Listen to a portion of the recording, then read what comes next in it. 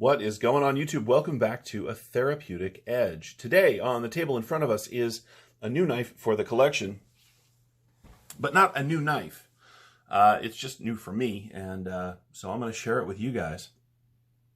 I have a selection of hard-use knives. Now, what does hard use mean? Well, it means that the materials that are used to make the knife are usually a little tougher, a little more durable. It usually means that they are running on washers instead of bearings, so you don't have to worry about getting crap inside there. There are design elements that make it more versatile and more useful for many tasks instead of just cutting. This knife has all of that. This is the DPx H.E.S.T, and I love this knife. I didn't think I was gonna. I actually got it just to review it, but as soon as it touched down, I knew I was gonna have to keep it, and that doesn't happen all that often. I love this thing. What are we looking at? Well, we've got basically, well, not basically, we have exactly 1, 2, and just about 3 inches of Nylox steel. Now, what is Nylox? Well, Nylox, look, I'm not a metallurgist, so I'm not going to get into that deeply. Honestly, I don't know all the details, but here's what I do know. I know that it has got D2 or CPM D2, which is a better version of D2, edge retention qualities, but because it is not D2, it has fantastic, or at least very good, rust and stain resistant qualities. It is a good outdoor steel as opposed to D2, which doesn't hold up in the wet very well.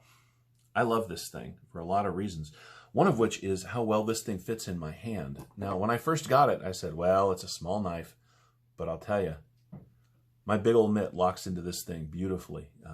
This is a great knife. I'm really impressed with it.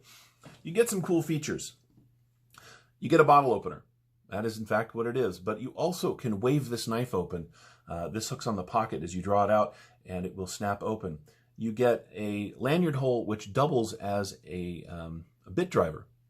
The way that the really nice deep carry clip, by the way, sits on the back of this knife, holds it in place, and you can rotate a traditional bit with that, which I think is really cool. The jimping up here on the top of the blade, right through there, doubles as wire strippers.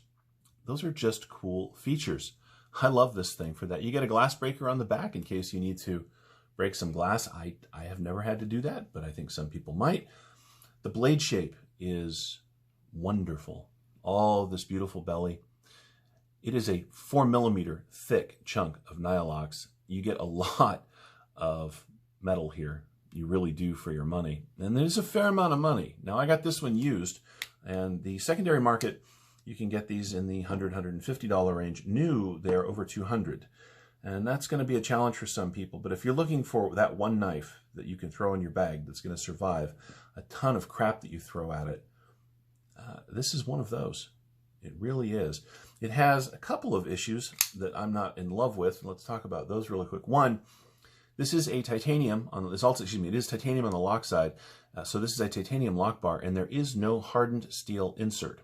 So you have titanium up against hardened steel. And while that's not an issue generally, if you get any sort of lubricant from the washers on that interface, you get lock stick. I'm not the first person to notice that. I'm certainly not the first person to talk about it. If a little bit of lock stick is a deal breaker for you, this may not be your knife. However, in hard use knives, that's not that uncommon. For me, it's not a huge deal, but it might be for you, and I wanted you to know about it.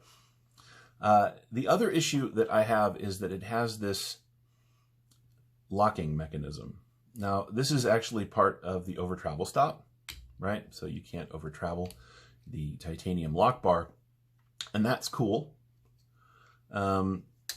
But here's the thing. You can rotate it down while the knife is open, and it locks the lock bar in place. You can't move it at all, which is cool if you're into that sort of thing. But I have learned that when I'm flipping this thing, the way my fingers move, sometimes I engage this part way without meaning to, and then I think, oh man, that's terrible lock stick, and it isn't. It is, in fact, this locking mechanism holding the knife in place when I don't want it to. It's just something to be aware of. The action, considering it's on washers, is really, really very good. I enjoy flipping this thing. It has a pretty good fidget factor. I think it's just a great knife. It is comfortable for push cuts. It is excellent for draw cuts because of the belly on that blade. It fits really well in hand in a reverse grip. So if, again, if gas station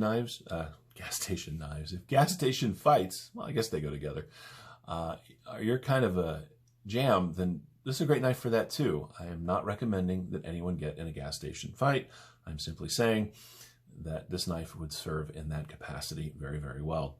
I mentioned the pocket clip. It has a great deep carry clip. This thing just disappears down into the pocket, which is a really nice feature. I really dig that. You know what this reminds me of a lot? It reminds me of one of my all-time personal favorite knives, the ZT-0350. They take up similar real estate in the pocket. They have kind of a similar design aesthetic. I love this knife. This is one of my never sell knives. I love this knife almost as much. I really do. As you can see, they really do take up similar dimensions. The ZT-350 is a little bigger, a little heavier. We will spend more time with this in a video coming up. Let's do a basic size comparison in knives that you are all familiar with, or at least that I assume you're familiar with. This is the Rat Model 1. As you can see, the DPx H.E.S.T is considerably smaller. H.E.S.T, again, stands for Hostile Environment Survival Tool. And that's a lot, but they put the thought into it to make it actually seem like it would do that. A lot of things that have the word survival in them aren't really that useful for that. This is, again, I think this is a great knife. So let's get the Rat 1 out of the way here and put a knife that I think is too small for me up on the table. This is the Rat Model 2. As you can see, it is not much longer, actually, than the Rat 1, than the Rat 2 here, but you get a lot more knife. You just do. This is, again, an excellent knife that's just too small for my hand. This is an excellent knife that is smaller, that is just right for my hand. A lot of thought went into that, at least for bigger hands, and particularly smaller hands wearing gloves. This would still fit exceptionally well. I love this thing. I think you will too. I recommend seeking one out on the secondary market if the new prices are a little much for you. I know, again, there's that lock stick. You can hear it. I got some oil on the lock interface when I was lubricating up the washers, the bushings, excuse me, and it's been giving me a hard time ever since. Anyway, look, this is a great knife. If you have any questions about this or any of the knives I've shared on the channel, feel free to ask down in the comment section below. I very much look forward to hearing from you. Feel free to like this video, and I hope you will subscribe to the channel, and we will see you next time.